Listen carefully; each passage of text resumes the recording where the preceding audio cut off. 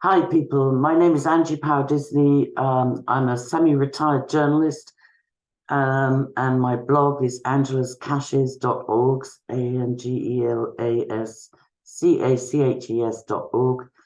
And I made several videos and a report to actionfraud.police.uk in December about a cryptocurrency scam, similar to FTX, but much smaller scale. I reported three people: Kalpesh Patel, who's already been covered in mainstream media in the UK by a journalist, and then Dr. Diane Phillips, an ex-police surgeon and currently NHS doctor in a hospital in the UK, and Renal Hepburn. This crypto company keeps collapsing Ponzi pyramids and creating new ones. It started out as Hypercapita, went to Hyperfund, Hypernation. I think it's Hypernation currently. It goes through multiple names, but it's the same. Even though the people at the top, when they've made their billions, like Kalpesh Patel and the Chinese guy that I talk about in videos and the Indian guy that I talk about, they retire when they've made their money, but the Ponzi scheme keeps going with people like Dr. Diane Phillips and Renal Hepburn advancing through the ranks. My disabled son and myself were scammed out of thousands, and this is not a new thing. But interestingly, I reported it to Fraud Action UK, and they took it very seriously and gave me a crime reference number and said they would update me within 28 days. This was on the 16th of December, I believe. They didn't update me within 28 days, and I updated they gave me a live investigation page, and they'd sent me a couple of confirmation emails saying, yes, we have your report and it's being investigated. And I updated with vast amounts of evidence, irrefutable, in my opinion, evidence. And when I wanted to just confirm with them, you got the evidence, okay, and I haven't heard from you, what's the update? And to my amazement, when I emailed, my IP address was blocked. So I went to Twitter and tweeted UK Action Fraud and said, something's going on, can you advise? Like, I haven't had an update and so on. And they said, oh, just use the chat log. And when I went to the chat log as advised, it said, oh, this is handled by the City of London Police, this investigation, and we have no idea why you're blocked. So I'm kind of amazed that the City of London Police, which are a separate police force, the City of London is a separate entity from the whole of the UK, from the whole of England. Even royalty have to get permission to enter the City of London. And the City of London Police are a completely separate entity from the Metropolitan Police or the rest of the UK police force, same as the Vatican, same as Washington. So I was kind of stunned that the City of London handles these investigations into fraud. I'm amazed. But look, I'm just going to show you the evidence and continue. I know the City of London is associated with Freemasonry, with the Rothschilds, with Kissinger, with the East India Tea Company, with goodness knows. But this is like being in the twilight zone for me. So I'm going to show you the evidence, and this will be ongoing. Once I've uploaded this with the evidence, I will go back to Fraud Action UK, who've advised me they have no idea why their website has blocked my IP address, and that I need to take it up with the City of London Police. And I do believe it's that big, actually. I do believe this fraud is along the lines of FTX. It's going to be way more than just Sam Bankman-Fried, believe me. So let me just show you the evidence. This is the chat log from about an hour ago, and I just felt it was important enough to make to just document this. So, hi, Lewis. The Twitter team advised me to contact you. I submitted a report and got a crime reference number in December. I updated the report with extensive evidence links in January. I have not been updated, and indeed my IP address seems to have been blocked. Lewis replies, I wouldn't know why your IP address would have been blocked. However, when the reports are updated, they're investigated again by the NFIB. I've never heard of the NFIB. So updates can take another 28 working days. So that seems reasonable. I could have, just gone waiting again. So I said, okay, I was a couple of days outside the original 28 days in submitting the multiple evidence links. We had Christmas, we had New Year, and so on. I said, I would like acknowledgement that they are being investigated. And more importantly, I'd like your, a supervisor or an equipped person to resolve the block. Like, how does it happen that you get a crime reference number and the police undertake to investigate and update you, and then when you try to email for an update, you're blocked? That doesn't make sense. Okay, so Lewis replies, we wouldn't be able to unblock an IP address. You would need to contact your internet provider to query that. It was nothing to do with my end. Nobody else has blocked me. It's only this website. All right, so let me see. Right. No, we wouldn't be able. I've lost where I was. We wouldn't be able to. Yeah, keep going down. Yeah, we wouldn't be able to unblock an IP address. You would need to contact your internet provider to query that. The reports are investigated by the NFIB, not Action Fraud. Now, I just would like to know, without going all conspiratorial, are all reports of fraud to actionfraud.police.uk, are they all handed over to the City of London? Simple question. Maybe they are.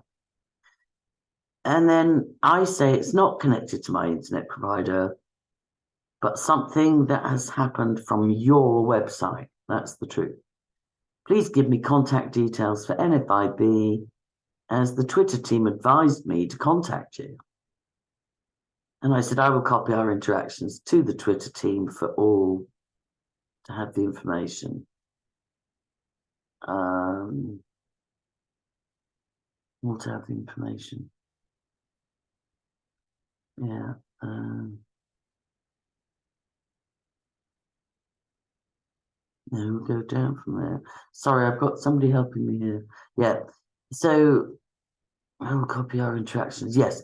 So Lewis says the NFIB are affiliated with the City of London Police.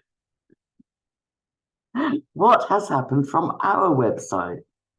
So I reply, your website blocked my IP address before giving me an update on my report with a crime reference number. What on earth has this to do with the City of London Police? Lewis replies, that is where the NFIB are located. Well, it's not just located. If you're in the City of London, you're in a different country, a different jurisdiction, and a different police area. So Lewis says that is where the NFIB are located. They are a department within them. I cannot understand why your IP address would be blocked. Can you log into your account currently? So I say, I'm able to log in with VPN and we'll try without it. It may be that the City of London has been involved because one of the 3 people I reported for cyber crypto fraud is an ex-police surgeon, which, for those that don't know, that's a doctor that works for the police, which is Dr. Diane Phillips. So, and then I explained to him, if I log out of this connection, I will lose our chat. So I was going to log in with my, without the VPN on, and I would have lost this chat. So I'll do that later for another video. If I log out of this connection, I'll lose our chat. Please investigate why my IP address has been blocked from within the City of London. And get back to me, but I'm laughing, but this is really, please help me, people.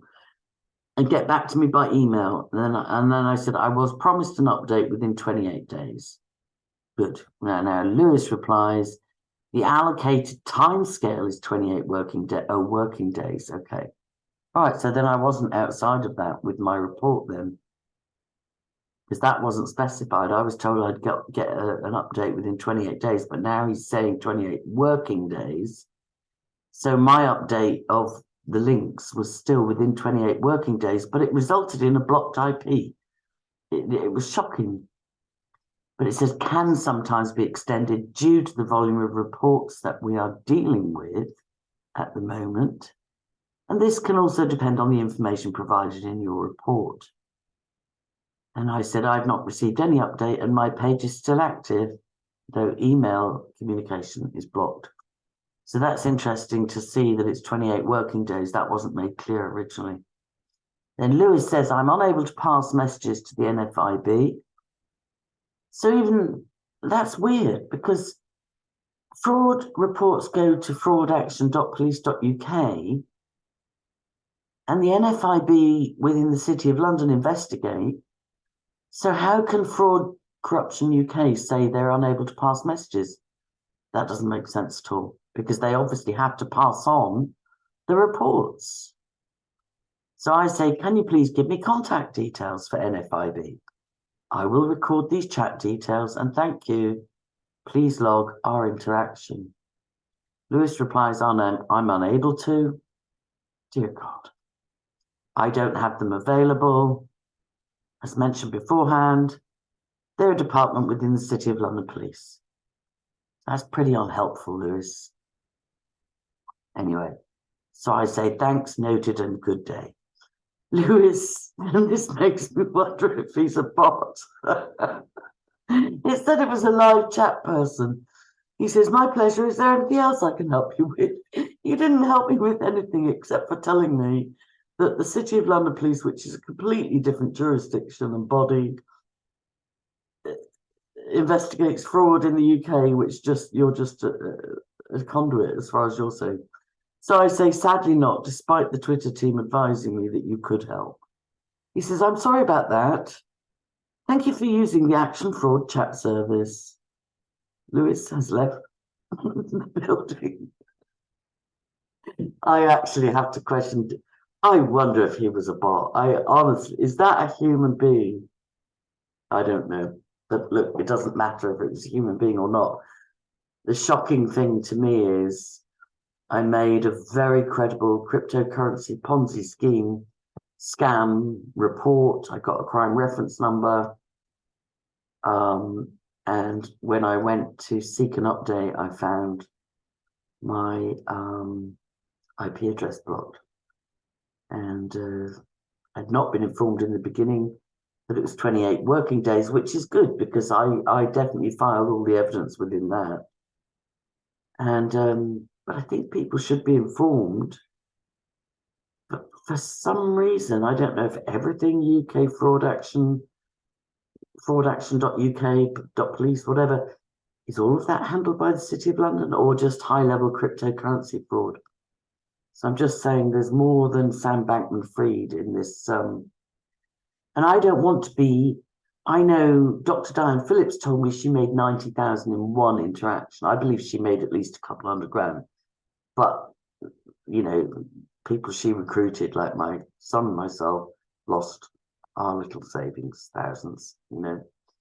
So I wouldn't be too happy sitting on profits of hundreds of thousands with those at the top, millions, based on other people's losses.